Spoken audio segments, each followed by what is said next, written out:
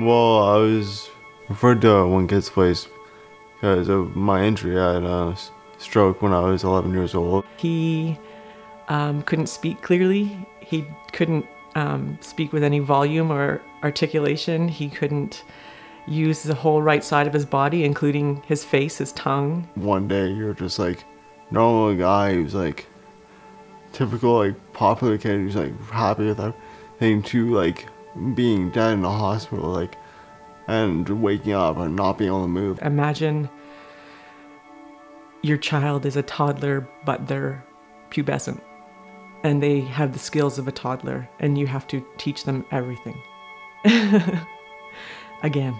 For years, like I probably the first 4 or 5 years of my, like after my injury, like I was not happy. He was such a different person after his injury. The socialization aspect, the clubs, they had boys' clubs so that he could relearn to socialize. And they provided respite care. They were able to coordinate someone to come into my home so that I could get a breath.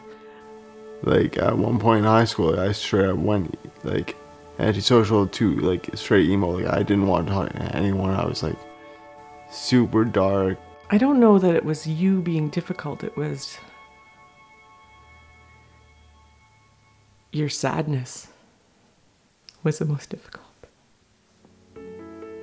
He was a pretty angry young man that this had happened, but I think he was really anxious to get back to school and to see his friends, so together we had to figure out how he was going to manage in the school. We had physiotherapy services, occupational services, speech language pathology services, rec therapy services. We had the works. Jude had to switch hands for writing and taking notes and that kind of thing. So we had to figure out, okay, how is he going to do that? Is he going to manually write notes, or is he going to use technology, or is his EA going to scribe for him at school? So those types of things we had to problem solve. What we were working on Checkers was for him to be able to use his fingers and thumb to be able to pinch and grasp something. So getting him to coordinate the signal from his brain to his hand on what to do to pick up the piece of checkers and move it to the next square certainly takes some effort in getting him to do that in a controlled manner. Awkwardly enough, I'm the wheelchair kid and I'm the muscle kid. Weird combination, I know. He's one of the first people here when we have a class in this room, which is our sports training room. He goes into our other room.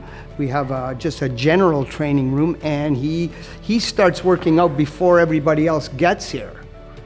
I was always there. I'm always working out. I'm always sweating buckets, and like he always like I think like almost every time like sees me, he's like, "What are you doing?" I'm like, "Working out." He's like, "Good."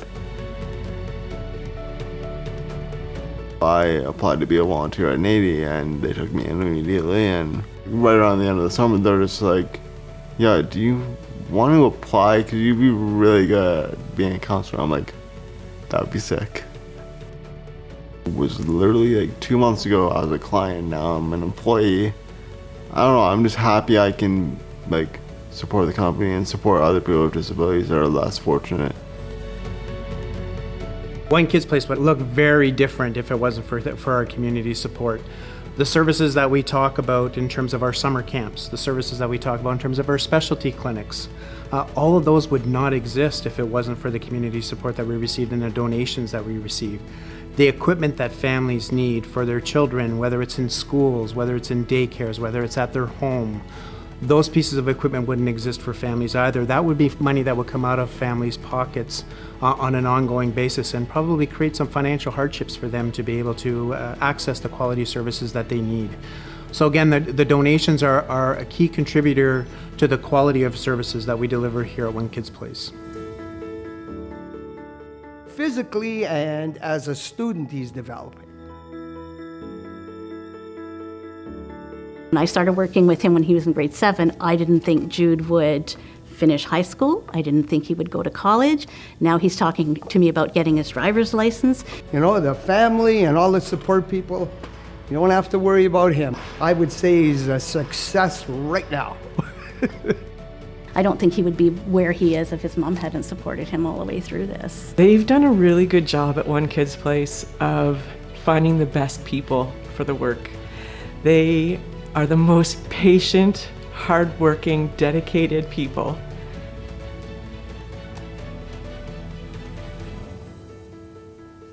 There was so much growth I had to go through. Like, there was a lot of dark times, and like, I'm grateful for it just because, like, that shaped me into this like better person in the long run, and I'm truly happy with who I am now.